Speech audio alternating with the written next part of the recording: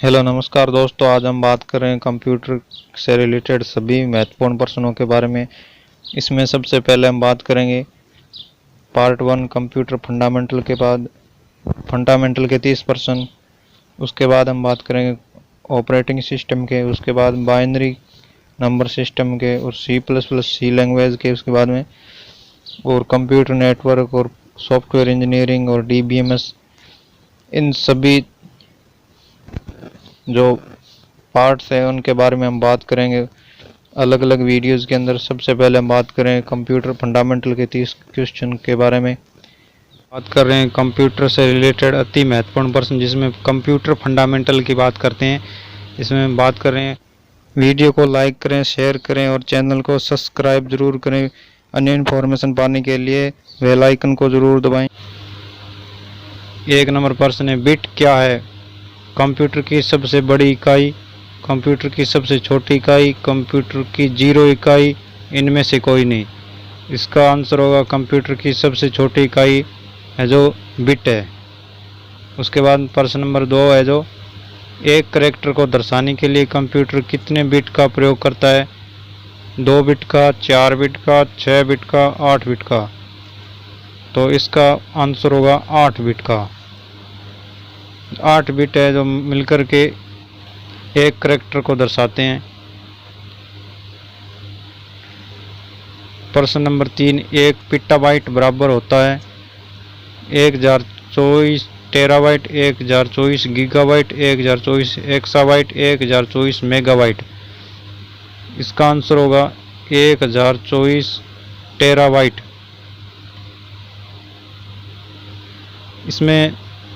इसमें हम बात कर रहे हैं कि जो 8 बिट है, 8 बिट से 1 बाइट बनती है और 1024 बाइट से बनती है 1 किलोबाइट,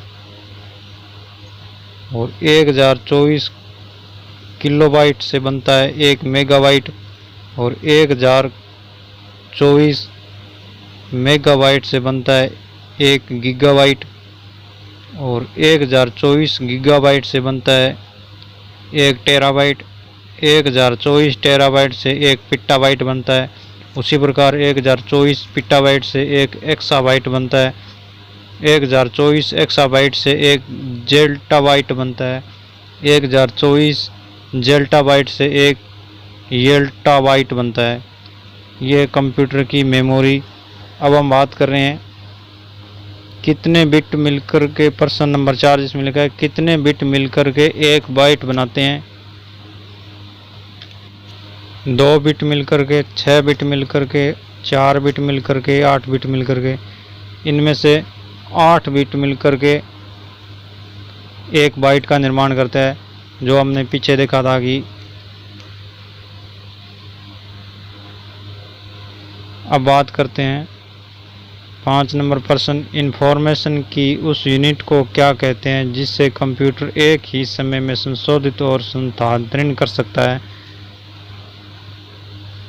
उसको अक्षर कहते हैं, या फिर वाक्य कहते हैं, लेटर कहते हैं, या वर्ड कहते हैं।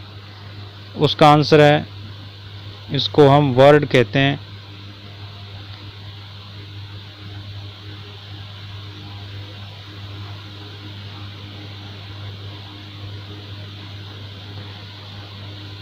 प्रश्न नंबर 6, आमतौर पर हम 8 bit, 16 bit, 32 bit, 64 bit computer जैसे शब्द सुनते हैं, ये क्या बताते हैं? कंप्यूटर की वर्ल्ड की साइज बताते हैं, कंप्यूटर की साइज बताते हैं, कंप्यूटर का नंबर बताते हैं, कंप्यूटर का वजन बताते हैं। ये कंप्यूटर के वर्ड की साइज बताते हैं। 8 बिट का हो सकता है एक वर्ड, 16 बिट का हो सकता है, 32 बिट का भी हो सकता है, 64 बिट का भी हो सकता है ये। अब हम बात करें प्रश्न नंबर 7 के बारे में, 1 किलोवाट कितने बाइट से मिलकर बनता है? 1024 बाइट से, 1125 बाइट से, 1200 बाइट से 1300 बाइट से, ये सॉरी 1 किलो वाइट है, ये वाइट 1 किलो वाइट है, जो 1024 वाइट मिलकर के 1 किलो वाइट बनाते हैं। बात कर रहे हैं मेगावाइट, प्रश्न नंबर 7, 1 मेगावाट क्या है? 1024 किलोवाट, 1025 किलोवाट, 1000 किलोवाट, या फिर इनमें से कोई नहीं। इसका आंसर होगा 1024 किलोवाट। प्रश्न नंबर 8, 1 गीगाबाइट कितने मेगाबाइट के बराबर होता है? 1025 के, 1200 के, 1000 के, या फिर 1024 के। इनमें से आंसर होगा 1024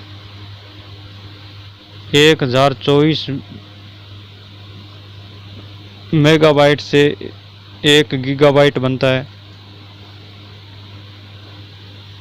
हम बात करें प्रश्न नंबर 9, कंप्यूटर डाटा और निर्देश उसकी मेमोरी में स्टोर होते हैं। इस मेमोरी स्पेस को मापने की इकाई क्या होती है? मीटर होती है, ग्राम होती है, या बाइट होती है, या इनमें से कोई नहीं। इसको कहते हैं बाइट। मेमोरी को मापने की इकाई होती है bite.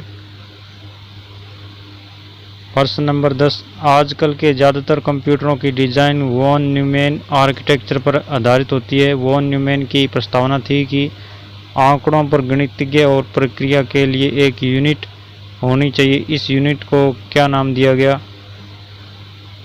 Video display unit, sound unit, arithmetic logic unit, या यूनिट कंस्ट्रक्शन यूनिट। इसका आंसर होगा अर्थमेटिक लॉजिक यूनिट, ALU इसको कहते हैं।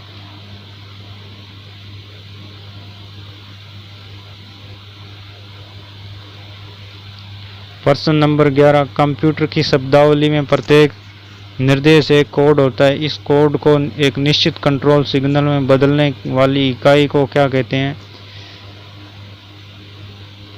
Control unit, logic unit, program unit, operation unit. इनमें से आंसर होगा कंट्रोल यूनिट। प्रश्न नंबर 13, ALU और CU किसके पार्ट हैं? सेंट्रल प्रोसेसिंग यूनिट के, सेंट्रल पंप यूनिट के, सेंट्रल पीपुल्स यूनिट, या फिर इनमें से कोई नहीं। इसका आंसर होगा सेंट्रल प्रोसेसिंग यूनिट। CPU के पार्ट होते हैं। नंबर 14, कंप्यूटर का नियंत्रण केंद्र किसे कहते हैं? सेंट्रल प्रोसेसिंग यूनिट को, मॉनिटर को, या कीबोर्ड को, या प्रिंटर को। इसका आंसर होगा सेंट्रल प्रोसेसिंग यूनिट, CPU को कहते हैं। 14 नंबर, CPU की क्षमता किससे मापी जाती है? DPI से, PPI से, MIP से, या इनमें से कोई नहीं।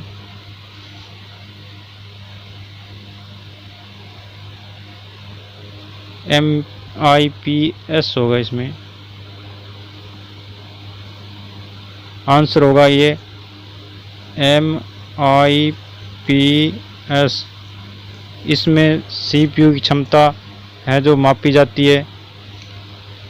इसे मिलियन इंस्ट्रक्शन पर सेकंड है, इसकी स्पीड रहती है। इसका पूरा नाम मिलियन इंस्ट्रक्शन पर सेकंड है। प्रश्न नंबर 15, MIPS किसका संक्षिप्त रूप है? मिलियन इमेजेस पर सेकंड, मिलियन कंस्ट्रक्शन पर सेकंड, मोर इंस्ट्रक्शन पर सेकंड। इनमें से कोई नहीं।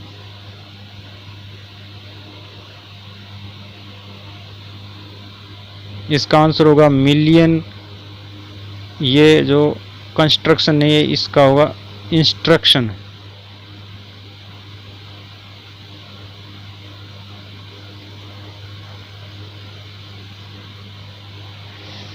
मिलियन इंस्ट्रक्शन पर सेकंड, इसका पूरा नाम होगा मिलियन इंस्ट्रक्शन पर सेकंड।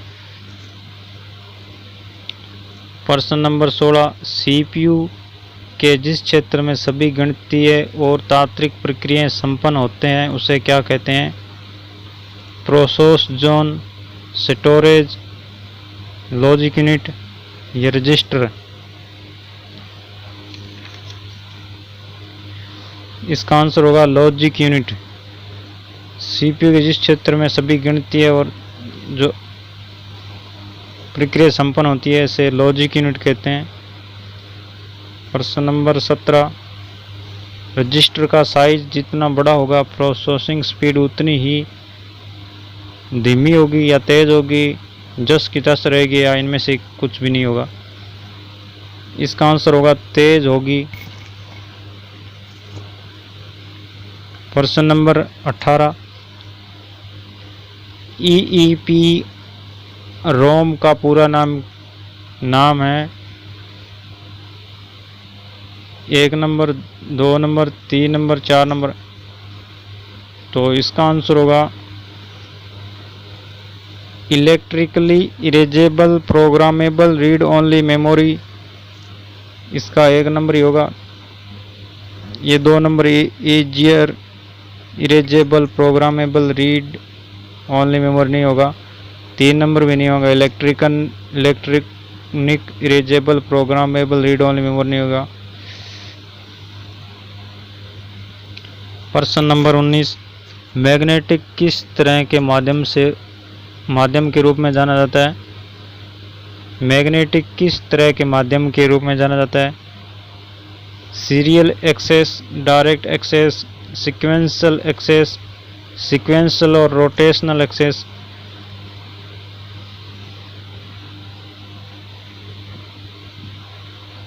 इसका आंसर होगा डायरेक्ट एक्सेस।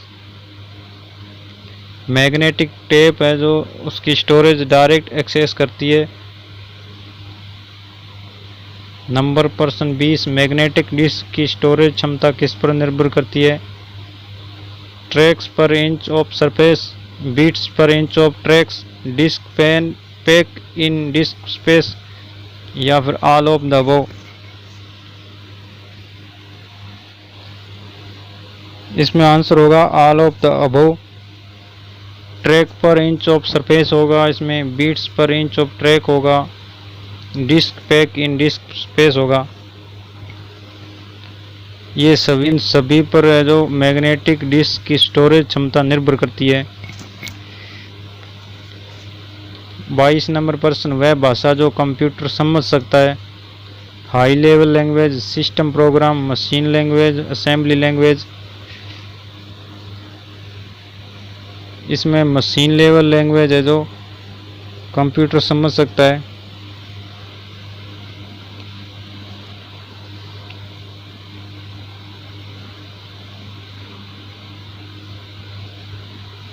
प्रश्न नंबर 23, मॉडेम का पूरा नाम क्या है? Multi computer operating device, memory, mega storage device, modulator. ये जो गलत है ये डी मॉड्यूलेटर होगा। None of the above. इस मॉडेम का पूरा नाम है जो मॉड्यूलेटर, डी मॉड्यूलेटर होता है।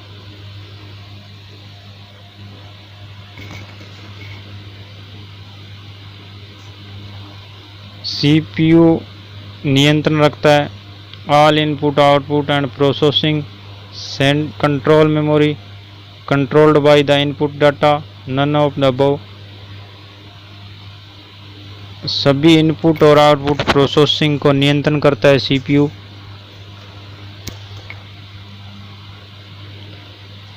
प्रश्न नंबर 25, लाइट पेन क्या है? Mechanical input device, electronic input device, optical input device, optical output device.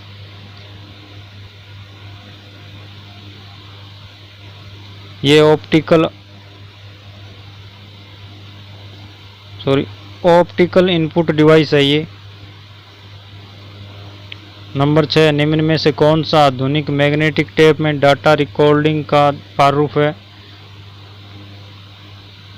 7 bit ASCII, 7 bit EBCDIC, 8 bit ASCII, 8 bit EBCDIC।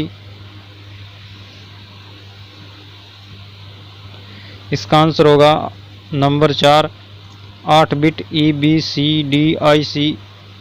EBCDIC का पूरा नाम extended binary coded decimal interchange code इसका पूरा नाम है। प्रश्न नंबर 27 3.5 इंच की फ्लॉपी डिस्क की क्षमता कितनी होती है? 1.40 MB, 1.40 गीगाबाइट, 1.444 मेगाबाइट, 1.44 गीगाबाइट। इसमें आंसर होगा 1.44 मेगाबाइट होगा। थैंक्स दोस्तों, वीडियो देखने के लिए चैनल को लाइक और शेयर और सब्सक्राइब जरूर करें।